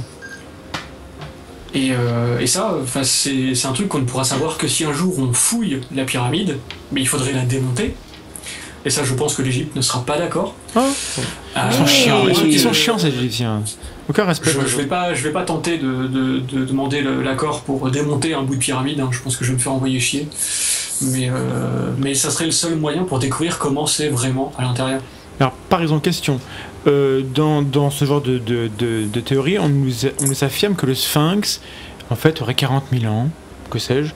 Comment est-ce qu'on est sûr que le Sphinx a... Alors, d'abord, quel âge a le Sphinx? Moi, je ne sais pas. Et, enfin, en tout cas, dans l'acception actuelle. Et comment est-ce qu'on est sûr... Comment on peut dater ces choses-là? Comment on date le Sphinx et les pyramides? C'est assez dur à dire. On date les pyramides, en tout cas, sont datées à partir du possesseur du tombeau.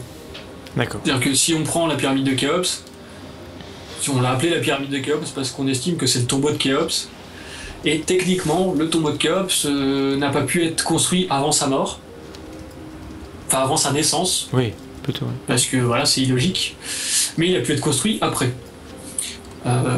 Ce qui est reproché, parce que Jacques Grimaud reproche dans le reportage, c'est que Khéops, on estime que la grande pyramide a été construite en 20 ans parce que le règne de Khéops, il est estimé à une vingtaine d'années.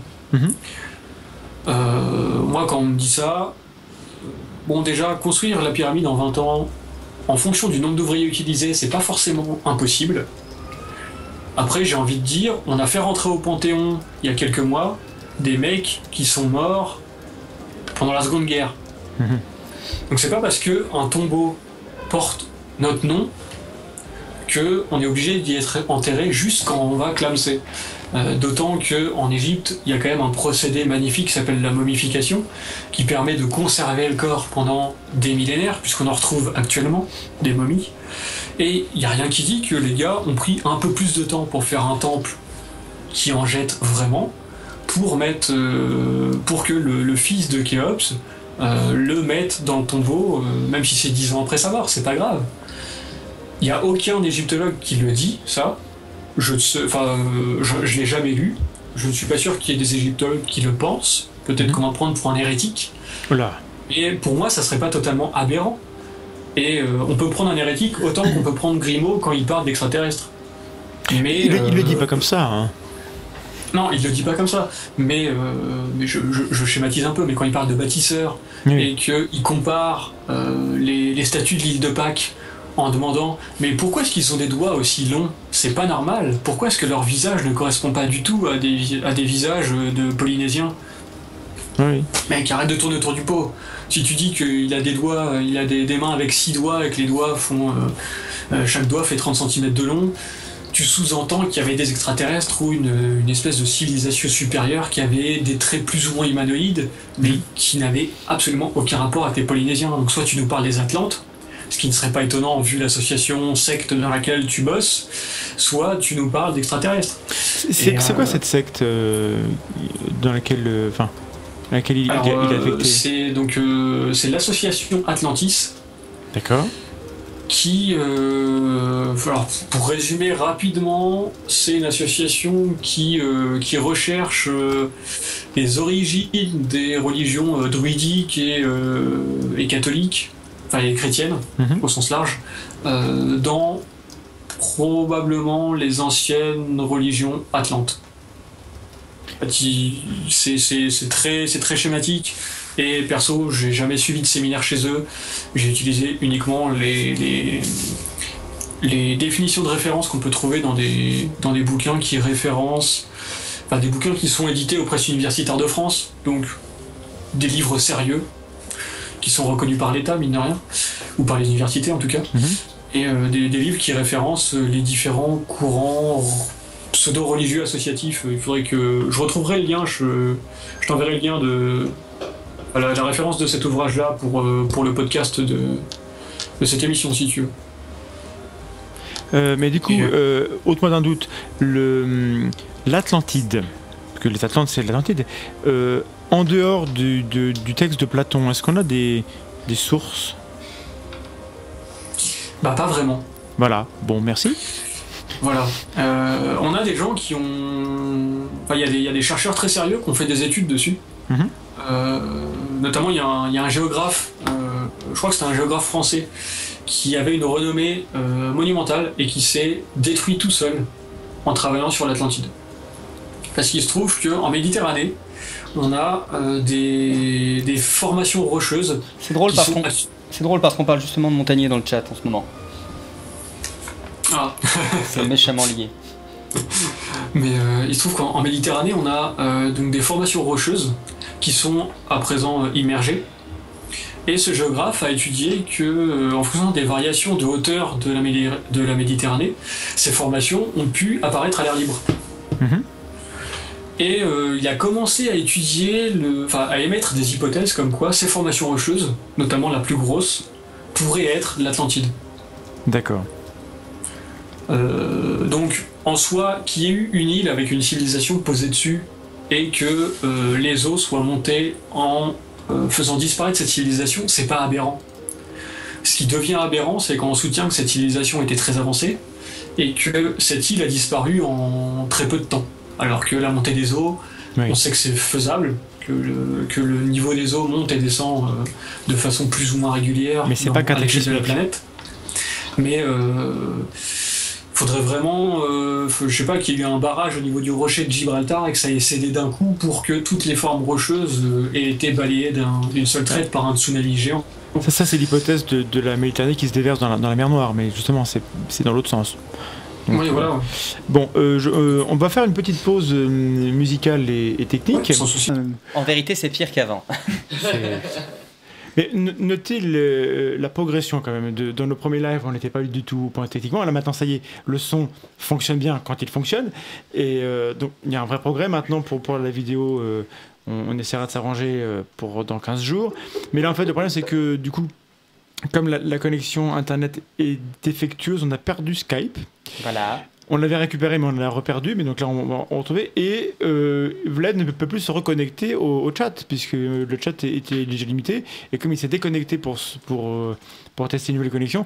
Bon, donc techniquement, vous voyez, on a encore une marge de progression confortable. Donc à l'avenir, on fera encore mieux à l'oral. Alors, on va reprendre le fil de notre discussion. On parlait de l'Atlantide et de toutes les croyances qui ont trait à cette chose-là. Est-ce que, et même par rapport aux pyramides, est-ce que dans ces théories et ces hypothèses et ces choses un peu parascientifiques, est-ce qu'il y a des nouveautés? Parce que bon, Van Däniken et les anciens astronautes, ça date des années 60, donc ça fait 50 ans qu'on voit ça, mais est-ce qu'il y a des choses nouvelles qui sortent ces dernières années? Dari, je ne t'entends plus. Dari, si tu me parles, je n'entends plus. Nous avons encore été déconnectés. Dari, parle plus fort. Ah, bon, parle moins fort, mais connecte-toi. Bon, alors, comme je le disais juste avant, je vais meubler. Donc, la prochaine émission, ce sera dans 15 jours, mais pas mardi, parce que mardi, on a un autre truc de prévu, on n'était pas... Du coup, ce sera mercredi, et ce sera à 21h30, pour qu'on ait 30 minutes de préparation technique, pour qu'on soit vraiment bien au point, et on sera ici même, avec Léo de Dirty Biology, la chaîne que vous connaissez très bien, donc, qui est une des meilleures chaînes de vulgarisation sur YouTube, et on parlera du média YouTube, de sa particularité. Est-ce que oui ou non YouTube est un média différent des autres? Est-ce que c'est plus horizontal que les autres? On verra que oui par certains aspects et que par d'autres pas totalement. Dari, tu es revenu parmi nous. Oui, je suis avec vous. Et on va pouvoir reparler un peu de l'Atlantide. Je crois que tu avais commencé à me poser une question. Oui, alors j'avais commencé à te demander, voilà, Atlantide, pyramide, etc. Il y a beaucoup de choses qui existent depuis 50 ans. Est-ce que dernièrement, parmi les gens qui sont dans la parascience et la pseudoscience, est-ce qu'on a vu venir des nouvelles hypothèses, des nouvelles théories, des nouvelles choses un peu originales par rapport à... Oui, tout à fait, ouais. Voilà. Tout à fait, il y a... si on met de côté...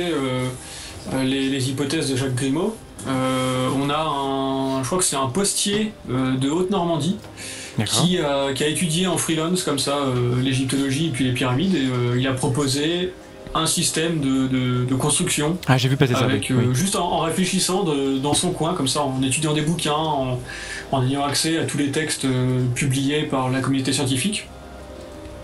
Et c'est une hypothèse qui pourrait se tenir. Il y a quelques égyptologues qui sont d'accord, d'autres qui sont pas d'accord, mais on peut être un citoyen tout à fait lambda, sans connaissances particulières autres que ses connaissances perso. Alors, j'annonce que publier un truc potable. Puisque le chat ne fonctionne plus sur Radio Campus, eh bien vous pouvez retourner sur Twitch, je suis là, je vous accueille et je réponds à vos questions là-bas. C'est big. Ce soir, il faut suivre, hein. Il faut vraiment atteindre la page pour suivre ce qui se passe. Mais du coup, ce que tu viens de dire, c'est super intéressant. Ça prouve que le milieu académique, qui est bourré de défauts, hein, qui est bourré de gens pas toujours agréables, mais globalement, lorsque quelqu'un qui n'est pas du cénacle, comme on dit, vient avec une idée qui est viable, elle n'est pas rejetée. Parce que c'est souvent à partir du moment où elle n'est pas aberrante, voilà, c'est ça. Il n'y a pas de raison qu'elle soit rejetée. Elle peut être tous les chercheurs qui ont un peu de temps pour se pencher sur cette nouvelle question, ils vont le faire. Je pense qu'on n'est pas chercheur si on n'est pas curieux. Bien sûr, mais tu sais que ça, c'est la manière de... c'est la défense en forme d'attaque que vont avoir les pseudo-scientifiques qui vont dire « Oui, mais c'est parce que moi, j'ai une idée machin, mais ça dérange trop de monde. Il y a des gens qui sont installés avec leur théorie, ils veulent pas se remettre en question, etc. » Donc, classiquement, on entend ça, et l'exemple que tu nous cites, ça vient un petit peu prouver le contraire, puisqu'on a ce postier qui n'est pas du tout dans le milieu, qui arrive avec une idée intéressante apparemment, et l'idée, les gens l'acceptent. Ouais, mais si on regarde, on a ça dans toute l'archéologie aussi. À l'époque où l'archéologie était vraiment une chasse aux reliques, ce qu'on appelait les antiquaires. Oui. Enfin, c'était sympa, mais c'était pas une discipline scientifique. Mais à partir du moment où elle a commencé à s'ouvrir à la biologie, on a fait intervenir des gens qui s'y connaissaient en anthropologie, en zoologie et autres, on a pu avoir des études vraiment scientifiques et un peu plus chargées en sciences. En sciences biologiques, je vais dire ça comme ça. En sciences dures, entre guillemets. Pour étudier ne serait-ce que l'alimentation, les choses du genre. Et moi, sur des chantiers archéo, ça peut arriver que parmi les bénévoles, il y ait des gens qui ne sont pas du tout en archéo, il peut y avoir des bouchers. Et on va me dire qu'est-ce qu'un boucher viendrait foutre en archéo, mais quand on trouve des déchets de consommation, mine de rien, le boucher, les traces de découpe sur les ossements de bœuf ou de mouton ou autre, il est plus capable de les reconnaître que moi qui suis plus spécialiste en archéologie minière. Il va avoir l'œil des bouchers. Et faire appel à des gens qui ne sont pas spécialistes, ça permet parfois d'avoir un œil neuf aussi. Mais quand l'œil neuf part directement du principe que ça n'a pas pu être fabriqué ou mis au point par des hommes et que c'est forcément une civilisation ultime, technologique, machin, forcément ça rebute. Et on peut pas avoir envie d'écouter cette personne-là, parce que nous on étudie des choses réelles. Enfin, ils vont te dire que c'est réel pour eux aussi, ils vont te dire que si d'emblée tu refuses leur hypothèse, tu as l'esprit fermé. Mais ils vont me dire que c'est réel, mais si on prend le cas de la révélation des pyramides, à la fin du reportage, ils nous expliquent que le système Sphinx-Pyramide, c'est une espèce d'horloge astronomique qui nous prouve qu'il y a un reboot tous les 26 000 ans. Ah, donc en lien avec la grande année et la précession des équinoxes, tous les 25 920 ans. Oui. C'est ça. Sauf que, moi, si on veut me faire croire que ce bâtiment a été construit par une civilisation ultra avancée, pour nous montrer que tous les 26 000 ans il y a un reboot, j'aimerais trouver les traces de cette civilisation avancée. Oh, tu exagères. Parce que je pense tu réclames beaucoup, hein.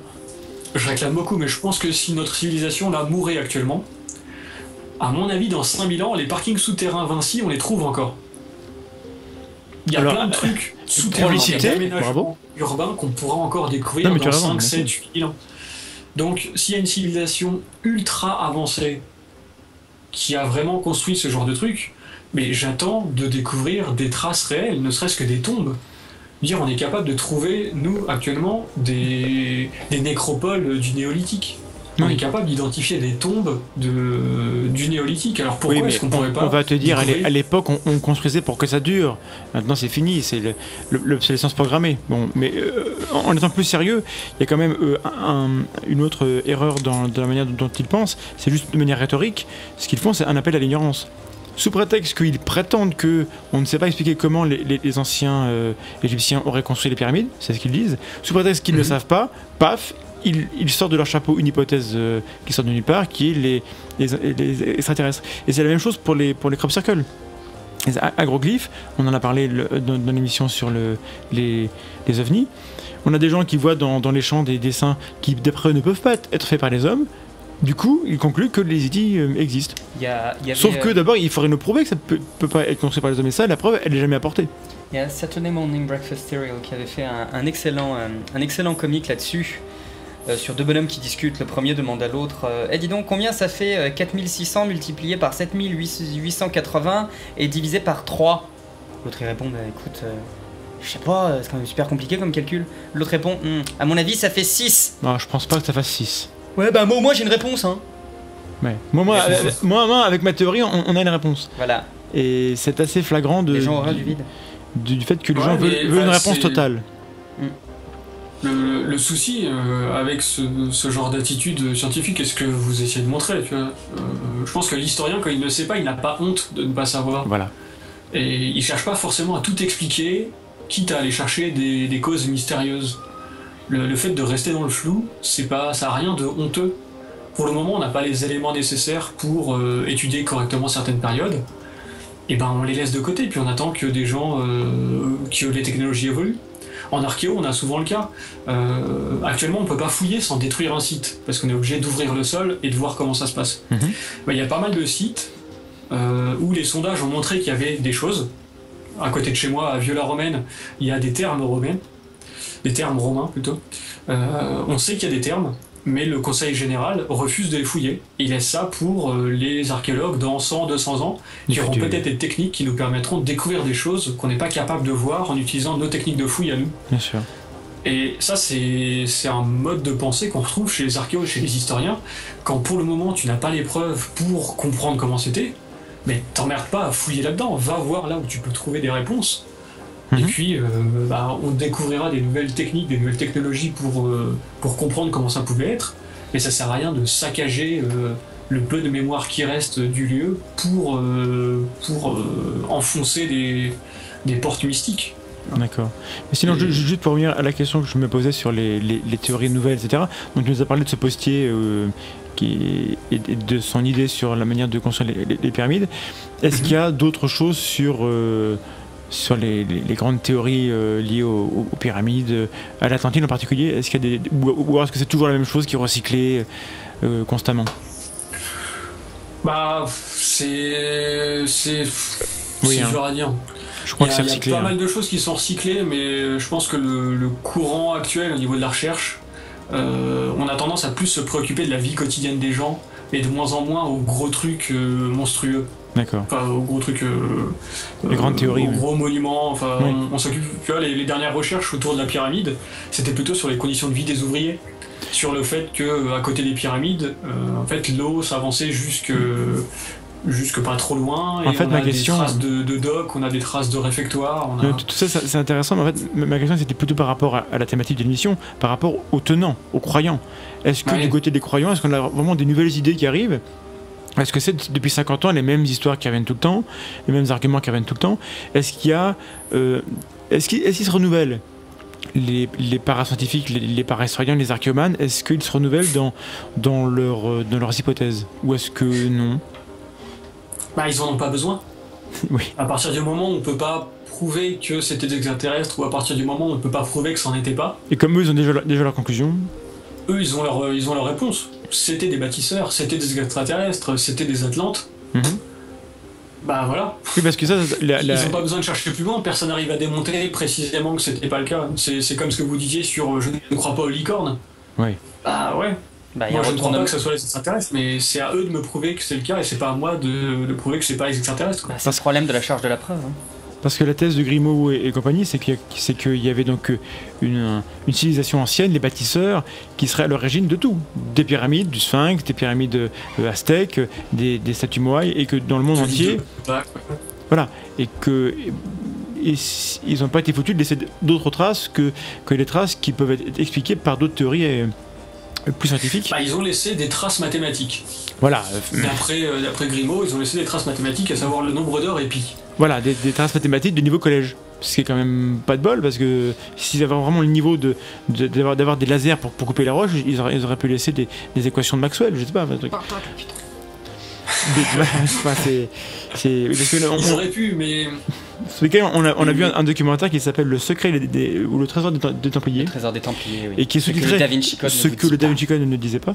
Et avec un mec qui, comme ça, a dû passer des centaines d'heures à lire des cartes avec son décimètre et à mesurer les distances entre les églises. Et fatalement, statistiquement, quand tu fais ça, tu as toujours des relations qui apparaissent. Tu as toujours des coïncidences. Par définition, une coïncidence, c'est un truc qui arrive.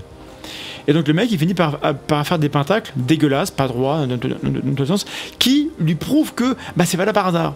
Il en conclut que c'est pas là par hasard. Voilà. Incroyable, si on relie 5 points, ça fait un pentacle. Oui. Et donc voilà, c'est les mathématiques de niveau collège qui expliquent le cosmos.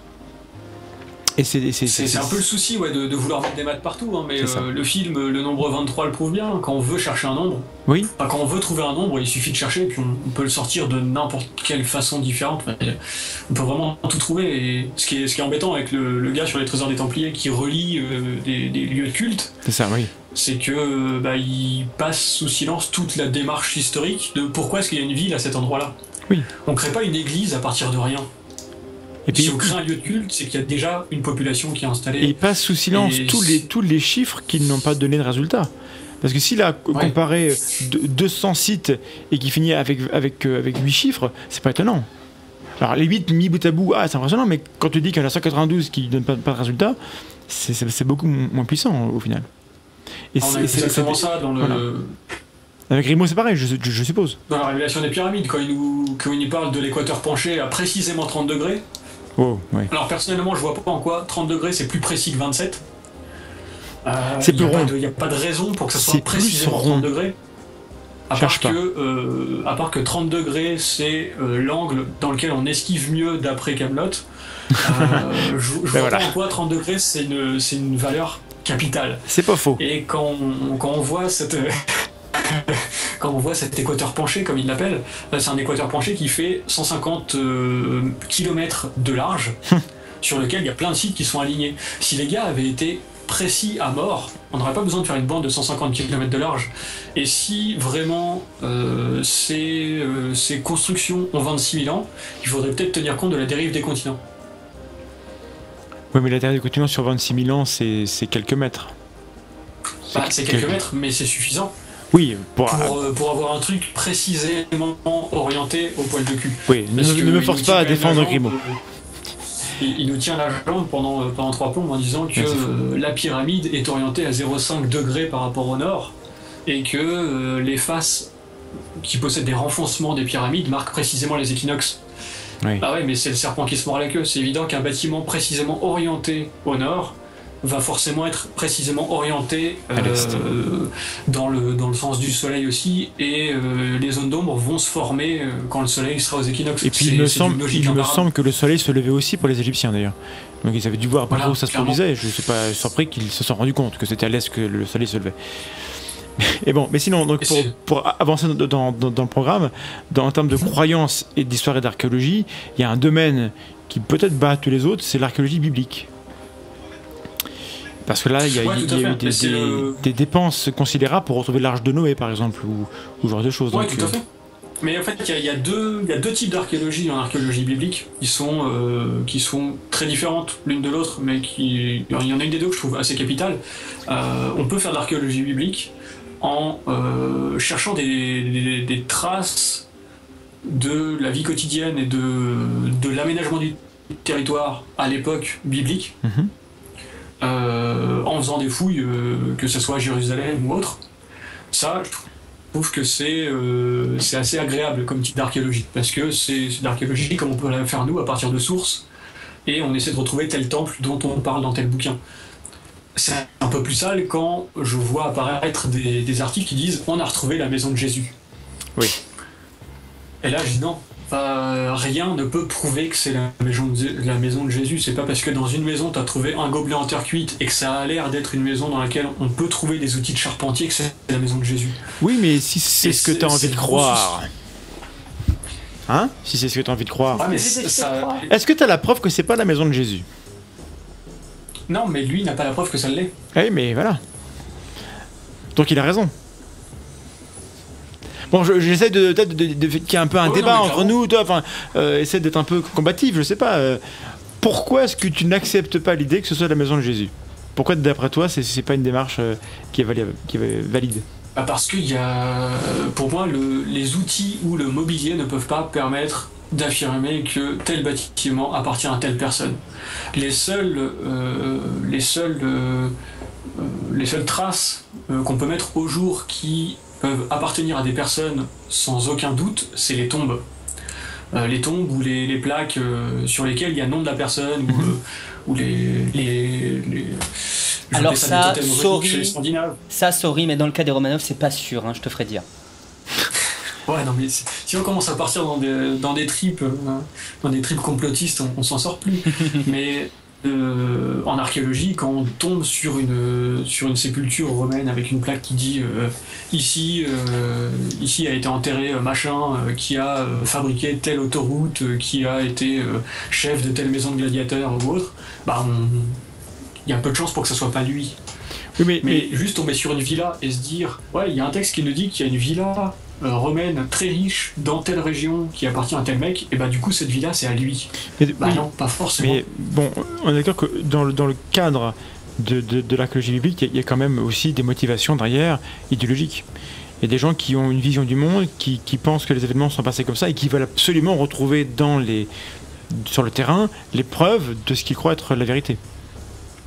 Mais voilà, c'est que du coup, ils vont pas adapter, ils vont pas avoir la même exigence de preuve que des gens qui sont là en étant sceptiques. Tu vois le truc? Bah du coup, j'ai envie de dire, c'est des mauvais scientifiques. Mais je suis d'accord, mais la question là, c'est dans quelle mesure est-ce que ils ont conscience de ça? Dans quelle mesure est-ce que le milieu scientifique est affecté par ça? Est-ce que à l'heure actuelle, pour parler clairement, est-ce que à l'heure actuelle tout ce qui est de l'ordre des preuves de l'existence de Jésus ou des événements qui sont dans les évangiles, est-ce que la science actuelle, elle est objective par rapport à ça? Ou est-ce qu'il n'y a pas de l'entrisme des croyants ou des incroyants? Voilà. Est-ce que c'est objectif la manière dont on travaille sur ces questions-là à l'heure actuelle? La science, elle est objective, mais elle est soluble dans l'idéologie. Si le ministère de la Culture israélien veut prouver des trucs et financer des recherches archéo, il n'y a rien qui va l'empêcher de faire. Bien sûr. Et c'est comme quand le Troisième Reich demandait aux archéologues nazis de prouver le mythe arien en comparant les tailles de crâne entre les Celtes et puis les populations serviles. Et les Celtes qui étaient associés aux Allemands et aux nazis du coup, pour asseoir une domination idéologique sur l'Europe entière. Là, si un État veut prouver que ces terres appartiennent au peuple juif depuis plus longtemps que les autres, et va commencer à financer des archéos et des historiens pour prouver que c'est le cas, c'est plus objectif, puisqu'on leur demande de trouver quelque chose. On a le même cas en Espagne, au nord de l'Espagne, dans des provinces en Galice, en Asturie, en Cantabrie, qui sont réputées comme étant des provinces les plus celtes d'Espagne, où les archéologues quand les archéologues viennent faire des fouilles là-bas et qui remettent en cause que avant les Celtes il y avait autre chose, donc vous vous dites Celtes mais vous n'êtes pas les premiers occupants, ils se prennent des pierres sur la tête parce qu'on accepte qu'ils fouillent dans ces contrées-là, mais parce qu'on veut qu'ils trouvent certaines choses. Et à partir de ce moment-là, l'archéo elle est plus du tout objective. D'accord, mais moi je te demandais carrément. On va fouiller avec un but, oui. Et c'est pas honorable. Là tu me parles des financements et des films, mais moi je parle vraiment des chercheurs en eux-mêmes. Est-ce que sur ces questions-là, parce que moi j'ai dessus mon opinion, mais elle est pas autorisée, hein, c'est une impression. Est-ce que les gens qui sont les plus motivés pour aller chercher là-dedans, donc les chercheurs en eux-mêmes, est-ce que c'est des gens qui idéologiquement sont neutres, ou est-ce qu'il n'y a pas derrière leur démarche une volonté de prouver qu'ils ont raison et que leur vision du monde est vraie, etc. J'ai l'impression que dans ces questions-là, autour de l'époque biblique et des gens qui veulent prouver l'Exode, alors qu'on sait plus ou moins que c'est pas possible, des gens qui veulent prouver tel et tel événement dans les évangiles ou dans l'Ancien Testament, est-ce qu'ils sont une minorité? Est-ce que c'est des gens qui sont extrêmement rares? Ou est-ce que c'est une discipline qui est envahie par ces gens-là? Est-ce que toi, là-dessus, tu as des infos ou... Moi, je me pose des questions. j'ai peu d'infos. C'est évident que quand on va les chercheurs qui partent en mode archéologie biblique ne peuvent pas être neutres de base. La chose qui est bien, c'est que il y a beaucoup de pays qui sont ouverts aux chercheurs étrangers aussi. Et donc notamment, voilà, on parlait d'Israël tout à l'heure, moi j'ai failli fouiller à côté de Tel Aviv avec l'université là-bas, qui avait pas de but d'archéologie biblique. Donc il y a des chercheurs qui veulent faire du bon taf, parce qu'ils pensent que faire de l'archéologie biblique, ça mène pas à grand chose. Parce qu'on sait déjà ce qu'on veut trouver, donc ça sert à rien de chercher si on sait ce qu'on veut. Donc en tant que tel, l'archéologie biblique est souvent, elle n'est pas neutre idéologiquement. C'est un peu le sentiment que j'avais. Bah non, clairement pas. Mais la pire dérive qu'on a, c'est l'archéologie biblique créationniste, où les gars. Le monde a 10 000 ans et le Grand Canyon a été fait en 40 jours. Il s'est creusé en 40 jours, le Grand Canyon. Par exemple, mais on a pas mal de cas de gars qui retrouvent des fossiles de dinosaures et puis qui veulent nous faire passer la trace à côté comme une trace de main humaine, pour dire les humains ont cohabité avec les dinosaures, donc c'est forcément juste. Enfin, la Bible dit la vérité. Il y a un musée au Texas qui est dévolu à ça, un mec. Le musée de la création. Non. Au Texas, c'est pas le musée de la création, que ça soit Kentucky. Il y a un musée, un mec, j'oublie le nom, près d'une rivière où on a trouvé des traces de dinosaures, donc ça c'est avéré, il y a des vraies traces de dinosaures, et le mec a fait des moulages et dit que à côté des dinosaures il y a des traces de pieds humains, alors qu'en fait on est capable d'expliquer que c'est des pieds de théropodes mais dans la vase. Du coup ça laisse une empreinte qui ne ressemble pas à un théropode mais qui ressemble plus à un pied humain, sauf que si c'était un pied humain, le mec il serait de 56, donc c'est beaucoup, ou de 63, mais en même temps c'est des gens qui croient qu'à l'époque il y avait des géants. Donc il y a beaucoup de choses. D'ailleurs, sur les géants, est-ce qu'on a des nouvelles des géants qui auraient disparu ? Oui, c'est vrai, il y a une université dernièrement qui avait... Alors oui, dernièrement, il y a un article qui est sorti de l'université d'Adélaïde, qui a fouillé des squelettes de 8 mètres de haut, je crois.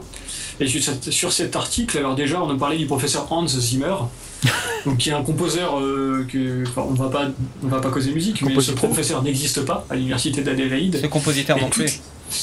Et toutes les photos de la fouille sont en fait extraites d'une fouille d'un mammouth en Ile-de-France qui a été faite par l'INRAP, donc l'Institut National de Recherche en Archéologie Préventive.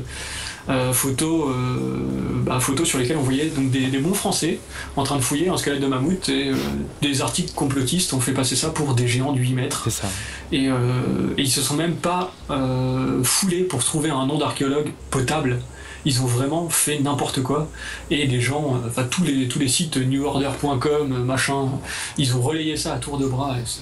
C'est juste pitoyable.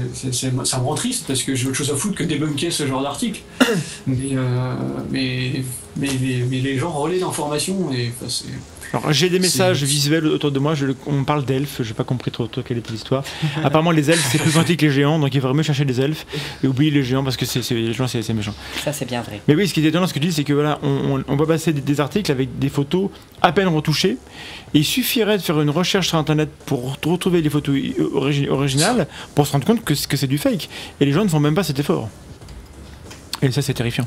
Ah non, parce que les gens sont tellement habitués à ce que Internet ça soit la vérité, que la télé ça soit la vérité. Oui, mais le problème c'est que c'est des gens qui ne refusent de croire ce que dit la science. Alors si vraiment ils veulent être sceptiques, qu'ils le soient un peu plus, quoi. Merde. Ah ouais, mais c'est compliqué. Pardon, je suis grossier sur les ondes universitaires, mais merde. Même moi je me suis énervé ni sur Coldplay ni sur Hans Zimmer, donc tu ne deviens pas grossier. Bon, par contre, beaucoup plus simple de lire un gros titre, les géants existent avec 3 photos, que d'aller se taper 40 pages d'un rapport de fouille qui n'existe pas. En plus, ou le rapport de fouille de l'INRAP sur la fouille du mammouth, parce que c'est quand même... On se demandait si l'archéologie et l'histoire étaient des vraies sciences. Bah, quand on lit un rapport de fouille, on se rend compte que oui. Ouais. Parce que quand on n'est pas archéologue soi-même, il y a 4 mots sur 5 qu'on ne comprend pas forcément, parce que c'est vraiment des spécialités scientifiques. Alors attends, la science, ça ne se définit pas par le fait que c'est incompréhensible, hein, normalement. Normalement, la science est compréhensible, mais je vois ce que tu veux dire. Ce que je veux dire, c'est que c'est vraiment compliqué. C'est pas aussi simple que de dire, voilà, je prends ma pelle et mon seau et je vais creuser. Évidemment. Non, je veux pas dire que parce que c'est compliqué, c'est de la science. Je veux juste dire qu'il y a des protocoles et de recherche et de fouilles et de traitement du mobilier qui sont mis en place, et des techniques des techniques qui sont aussi mises en place avec des spécificités techniques, des termes pas forcément abordables pour le commun des mortels. Et là, si je te parle de fluo X ou de thermoluminescence, ça va pas forcément te parler. Oui. Et quand tu essaies de lire un rapport de fouille et que tu vois des termes techniques comme ça rebute beaucoup. Et c'est dommage. Et c'est pour ça aussi que j'essaie de faire de la vulgarisation au niveau de l'archéologie. On ne demande pas aux gens de comprendre vraiment les rapports de fouille. Ce qu'il faut, c'est s'intéresser à comment les gens... Enfin, aussi à la rhétorique, d'ailleurs. Parce que voilà, quand on voit quelqu'un comme Grimaud qui fait des liens un peu à la va-vite, sans... Qui tire des conclusions sans lien réel avec ce qu'il dit avant, voilà, ça, il faut... et ça, c'est pas compliqué de le voir. Il faut pas être spécialiste pour le voir. Et ça, les gens peuvent l'apprendre. C'est pas compliqué de le voir, mais faut se remettre dans le contexte de notre monde actuel. Oui. Y a de la crise économique partout, les gens ils ont besoin de rêver, et le cinéma est de plus en plus cher. Donc quand on nous file un documentaire sur les extraterrestres ont construit les pyramides, et que le documentaire il est gratuit sur YouTube, les gens ils ont juste envie de se laisser porter par le mythe, ils se laissent bouffer par ça, et ils vont commencer à y croire. Ça devient dangereux. Mais je pense que les gens ont juste besoin de rêver, et quand on leur dit tel fait historique, en fait, c'est pas vraiment comme ça. Les mecs vivaient juste normalement et ils avaient une vie presque aussi chiante que la vôtre. Ça leur casse tous leurs fantasmes et ça les rend tristes. Donc ils ont besoin de croire qu'ils viennent d'ailleurs. FTC, tu pleures à chaque fois. C'est une bonne idée pour nous diriger vers la conclusion. Parce que donc, la partie 3, on va la réduire un peu, on va conclure maintenant. On va tellement la réduire sur le besoin de rêver. Oui, bien sûr. Sur toute l'émission. Mais du coup, moi juste, je voulais revenir sur ce qu'on a dit sur le fait qu'on peut voir des coïncidences un peu partout, et notamment le nombre d'or ou pi dans la pyramide. Je conseille à tout le monde de lire le bouquin de Umberto Eco qui s'appelle Le pendule de Foucault, qui est une belle démonstration de ce à quoi peut amener ce genre de mode de pensée. J'invite les gens à aller voir le site qui s'appelle les historiens de garde.fr, c'est une référence que tu m'as donnée. Il y a également un bouquin qui s'appelle Les pyramides de Bosnie, faut-il réécrire l'histoire des civilisations, qui a été écrit par Irna l'an dernier. Voilà, il y a plein d'autres bouquins intéressants. Daryl nous donnera des références, on les mettra dans la description. Est-ce que tu veux finir sur un mot de conclusion pour rassembler un peu les idées qu'on a évoquées aujourd'hui, et sur les éléments vraiment les plus importants qui te semblent devoir être retenus par les gens ce soir? J'ai envie de finir en disant que l'histoire c'est pas que des dates, des biographies et des endroits, mais c'est la connaissance de la vie quotidienne des gens. Et à partir du moment où on va parler de vie quotidienne, on ne peut pas avoir des trucs spectaculaires à tous les coins de rue. Il faut vraiment prendre conscience que dans les époques antérieures, les gens vivaient de façon normale. Et c'est pas parce que nous on a de la technologie, tout ça, et qu'on n'arrive pas à comprendre des choses avec notre regard à nous, que c'est pas explicable en se replaçant dans les mœurs de l'époque. Et ça c'est le vrai travail de l'historien, c'est de perdre son œil contemporain et d'essayer d'adopter le point de vue ancien pour comprendre comment et pourquoi ça s'est passé comme ça. Après, les gens ont besoin de rêver, mais on peut rêver sur des fictions historiques, sur des films un peu bizarres, de voyage dans le temps ou d'autres trucs. Mais quand on commence à dériver sur les choses du monde réel et qu'on fantasme sur l'Atlantide, sur les extraterrestres, sur je ne sais quoi, qu'on fantasme chacun dans son coin, ça ne me dérange pas. Mais qu'on commence à faire du pognon avec et qu'on embrigade des gens, quitte à les faire s'écarter du droit chemin de la science, je trouve ça triste. Et c'est aussi pour ça que j'ai envie de faire de l'histoire. Faut pas confondre la réalité et la fiction. Et il y a pas mal de gens, notamment dans les documentaires, et notamment sur quelques chaînes YouTube, qui commettent à mon avis cette erreur-là, qui devraient faire de la fiction, mais qui prétendent faire des documentaires. Il y a aussi un problème de relativisme souvent dans les médias et sur YouTube. Voilà, des gens qui prétendent que, après tout, eux aussi, ils ont le droit d'avoir raison. Même si eux n'y croient pas, que tous les avis se valent, et non, c'est moche à dire, mais des fois il y a des gens qui se trompent, c'est pas grave, mais il faut le dire. Tous les avis ne se valent pas. Et comme tu disais, il y a un élément, enfin tu l'as pas dit comme ça, mais je pense que ça fait partie de ta pensée, c'est qu'on a tendance à oublier que nous, on n'est pas à la fin de l'histoire, on est dans l'histoire. Et que dans 1000 ans, on sera traité à la même enseigne que les gens il y a 1000 ans. Alors ça, c'est très frustrant parce que on n'a pas envie d'être des ancêtres. mais c'est ce qu'on sera tôt ou tard, si on a de la chance. Il faut remettre en perspective le fait qu'on est dans le processus. Et qu'on n'est pas, nous, assis sur un trône, à observer tout ce qu'il y a par une chance incroyable ou par une volonté divine, amené à notre existence à nous. On n'est pas le projet du monde. En tout cas, il faut arrêter de penser ça si on veut comprendre l'histoire du monde. Voilà. Et clairement, mais c'est vrai que ce point de vue un petit peu mystique, si on regarde dans le passé, il n'est pas neuf, mine de rien. Parce que si on regarde tous les mythes et légendes romains, grecs, ou chrétiens. Chez les Grecs, on nous parle qu'il y a des dieux qui se transforment en oies et qui vont féconder des femmes. On n'est pas si loin de la vue de Grimaud sur comment on construit des pyramides. C'est juste que c'est des mythes et c'est des légendes. Oui, et puis, ça peut permettre de construire une vie sociale et une vie quotidienne parce qu'il y a une morale derrière. À partir du moment où dans le mythe il n'y a plus de morale, et tous les gens... je trouve que c'est juste du rêve pur, du fantasme, et ça sert pas à grand chose. Et tous les gens à toutes les époques ont été persuadés de vivre une époque extraordinaire. Les chrétiens du premier siècle étaient persuadés que la fin du monde c'était pour demain. Et ça fait 2000 ans que ça dure, qu'ils croient que la fin du monde c'est pour demain et qu'on vit une époque particulière.